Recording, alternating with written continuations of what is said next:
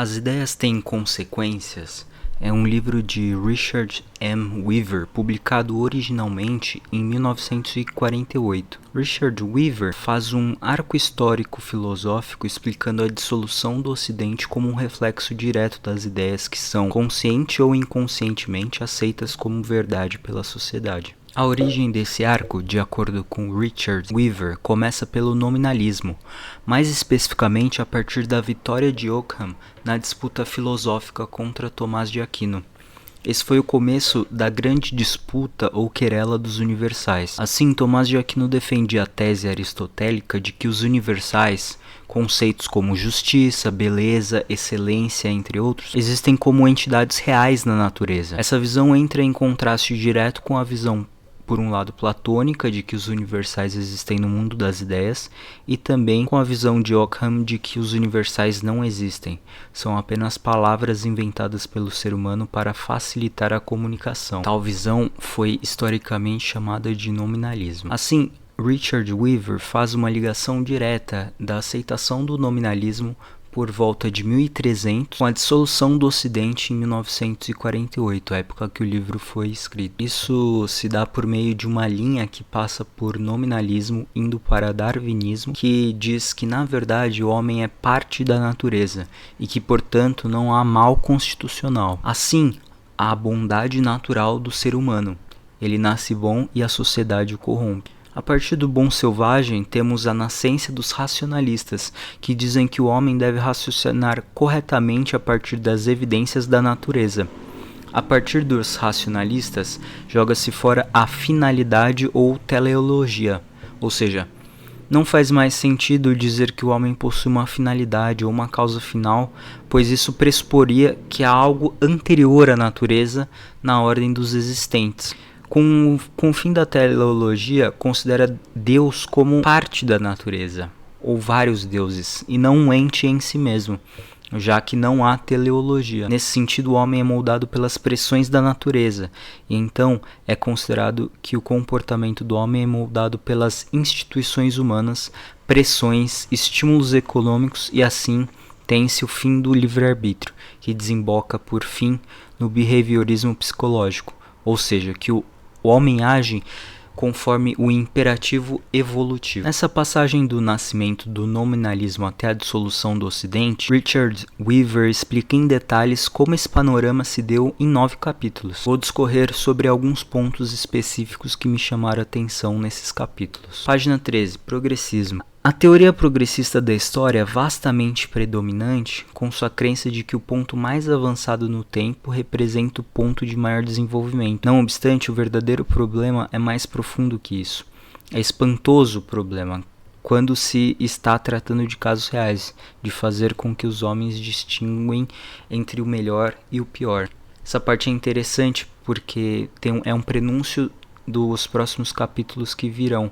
Ele vai falar sobre aristocracia versus a democracia. A aristocracia necessariamente implica uma existência de algo melhor, né? Algo melhor e algo pior. Então, nesse sentido, na página 74, ele fala aristocracia versus democracia. Desde que o liberalismo se tornou uma espécie de doutrina oficial de partido, fomos proibidos de dizer qualquer coisa sobre raças, religiões ou grupos nacionais, pois afinal de contas não existe afirmação categórica sem que esteja implicando nisso algum valor, e valores geram divisões entre homens. Nós não devemos definir, classificar ou julgar.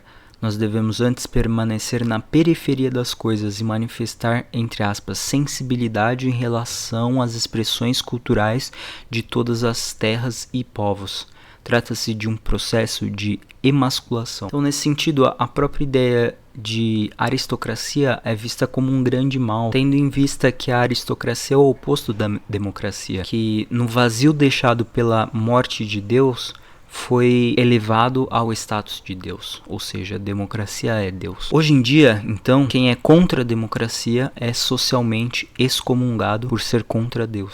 A ironia é que a égide, a defesa de uma aristocracia é justamente o remédio contra a dissolução do Ocidente. Nesse sentido, a democracia e, por consequência, o progressismo é um garantidor de que o Ocidente não terá reação à sua própria destruição. E é engraçado que o Richard Weaver também fala sobre como a gente não pode mais fazer essa distinção entre os melhores e os piores, ou dizer qualquer coisa sobre raças, religiões, grupos nacionais e até porque não mulheres, porque, como ele disse, não existe afirmação categórica sem que esteja implicando nisso algum valor, e os valores geram divisões entre homens. Na democracia o que mais se preza é a homogeneidade, são pessoas idênticas pensando igualmente. Essa é a visão do progressismo, né? Que as pessoas são idênticas. Depois disso, o Richard Weaver fala um pouco sobre algo que não virá por muitos anos, que é basicamente cyberpunk.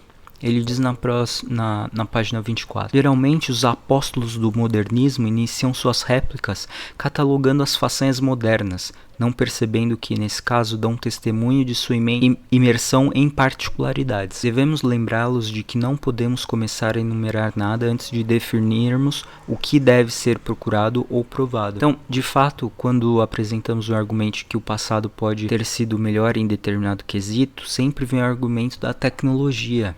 Falam da penicilina, do carro, da internet, etc. Porém, a questão não é meramente tecnológica. O homem não é meramente materialista. A gente precisa de coisas além da matéria. A gente precisa de um sentido na vida, uma teleologia. A gente precisa de uma comunidade de iguais. A gente precisa de, talvez até, de um inimigo, alguém contra quem lutar. Não só aumentar a quantidade de coisas materiais na nossa vida, mesmo que elas tenham sido muito úteis para aumentar o conforto do homem. Nesse sentido, vê-se que há uma semelhança com as obras de ficção cyberpunk, onde há uma união entre o high-tech e o low-life.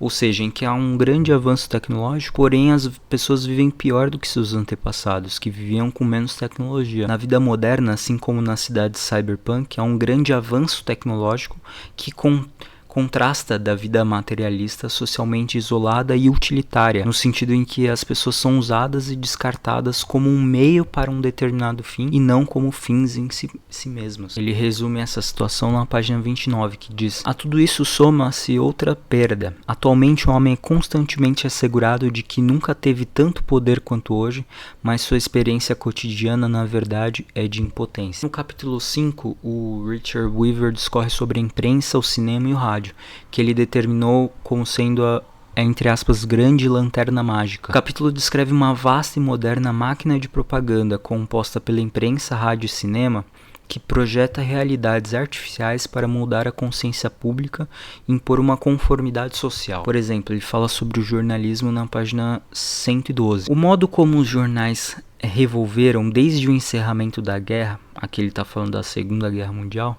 cada aspecto da vida e da personalidade de Hitler, me fez pensar que talvez eles sintam sua falta, pois agora não tem ninguém que possa representar o anticristo que luta contra a retidão burguesa que eles representam. Então aqui vê-se que o que foi representado no livro 1984 também é representado aqui nos 2 minutos de ódio, em que uma determinada pessoa ou entidade era socialmente odiada por determinação da máquina de propaganda. Pode ser algum político de direita, alguma figura que deve ser cancelada. Na página 120 ele fala sobre as redes sociais, abre aspas: nenhuma pessoa que tenha uma visão positiva da vida negará que o mundo suprido diariamente pela imprensa, pelo cinema e pelo rádio seja um mundo onde reina a maldade e negação, fecha aspas. É engraçado que há uma similitude do que vivemos hoje em dia com essas palavras de Richard Weaver. As redes sociais e o jornalismo só veiculam notícias e conteúdos que evoquem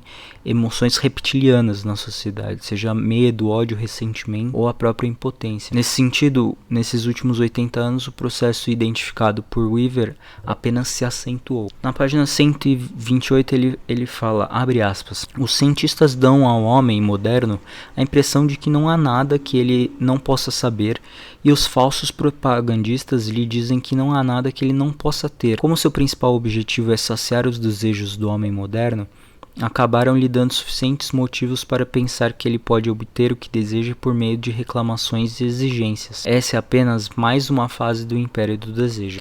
Aqui há uma clara Fecha aspas. Aqui há uma clara exemplificação da sociedade moderna, mais especificamente da social-democracia, em que há um incentivo por parte do Estado a fazer com que as pessoas acreditem que não há limite para o que os cidadãos possam ter ou desejar. Assim, a obrigação de outras pessoas, entre aspas, garantir esse direito, normalmente por meio de impostos. Caso alguém ou algum partido político levante a questão econômica de que dar benefícios sem fim a todos os cidadãos não seja economicamente a melhor estratégia, logo a esquerda e seus zelotas criam uma fantasia em que os malvados não querem dar os direitos que o cidadão merece. Isso é exemplificado no seguinte trecho. Na página 130 ele diz, abre aspas, Pensemos em um habitante qualquer de uma megalópole. A lanterna mágica lhe protegeu tanto da visão do abismo que ele concebe o mundo como uma máquina relativamente simples, a qual, com um pouco de habilidade, pode ser posta para funcionar, e quando ela começa a funcionar, gera comodidades e todo tipo de satisfação, que seus líderes demagogos lhe dizem ser de seu direito, mas os mistérios sempre se intrometem, de modo que até mesmo a máquina mais bem projetada se mostra incapaz de funcionar continuamente. Tal como seus predecessores, ele se vê em meio a armadilhas e problemas, mas como isso não foi mencionado no contrato, ele supõe que há uma intervenção de malfeitores e assume a postura infantil de culpar os indivíduos por coisas que são inseparáveis da condição humana. Fecha aspas. Ou seja, essa suposta intervenção de malfeitores é para os demagogos os responsáveis pela fome, pela sede e pela falta de conforto, e não consideram que tais situações são imperativos da condição humana. E aí, na parte mais final do livro, na página 194, ele fala sobre feminismo e igualdade entre os sexos. Abre aspas.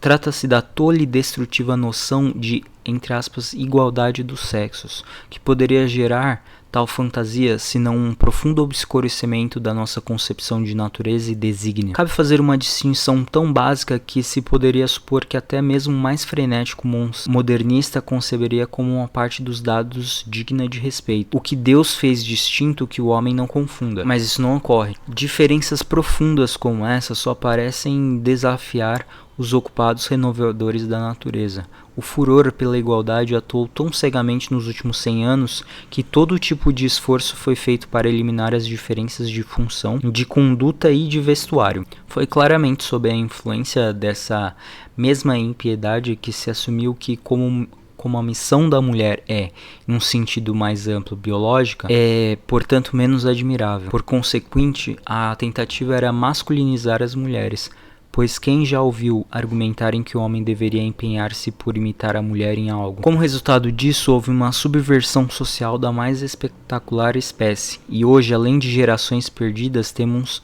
um sexo autocompassivo e perdido. Fecha aspas. De novo, vê-se que há, desde 1948, os sinais para o que estamos vivendo hoje em dia de forma extrema, em que o feminismo e suas vertentes dominaram todos os ambientes, seja do cinema, da televisão e da universidade, até o debate público, os partidos políticos e a maioria dos livros produzidos atualmente. Sobre o feminismo, ele diz também, na página 196, abre aspas, se considerarmos que a mulher é idêntica ao homem, exceto por essa pequena questão da divisão do trabalho que é a procriação das espécies, que até o mais fanático partidário do igualitarismo é levado a aceitar, não há por que ela não possa fazer o trabalho do homem, e por extensão, não há por que não bombardeá-la junto com ele. Assim é que hordas de mulheres entram para a indústria e para os negócios, onde a ampla maioria delas trabalha sem ânimo ou incentivo, conscientes de que estão deslocadas.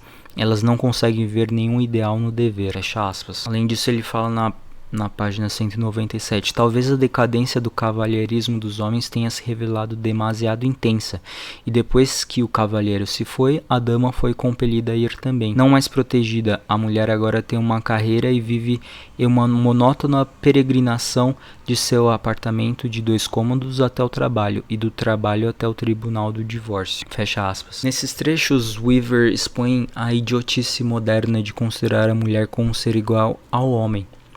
Porém, o que ele achava impossível, hoje em dia acontece, ou seja, hoje em dia não se considera a procriação das espécies como um dever da mulher.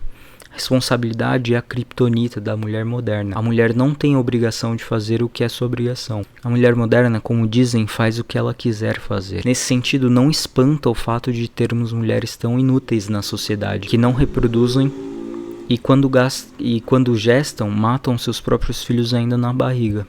Sabe-se que 1/3 da geração Z foi abortada. Isso, junto com o fato de que as mulheres preferem o trabalho a ter filhos, gera uma situação que estamos vivendo hoje, em que há menos de 2 filhos por mulher, um prenúncio para a catástrofe que virá nas décadas seguintes. Sabe-se, porém, que o direito político que as mulheres mais almejam e defendem hoje em dia é o direito de matar seus próprios filhos na barriga. Nesse sentido, nenhum político que defenda o fim do direito de abortar conseguirá vencer em eleições majoritárias. Assim, enquanto as mulheres ainda tiverem o direito ao voto, os problemas previamente mencionados, dentre eles os genocídios de filhos ainda dentro da barriga de suas mães, não serão resolvidos. Nesse sentido, Weaver previu com precisão o que vivemos hoje.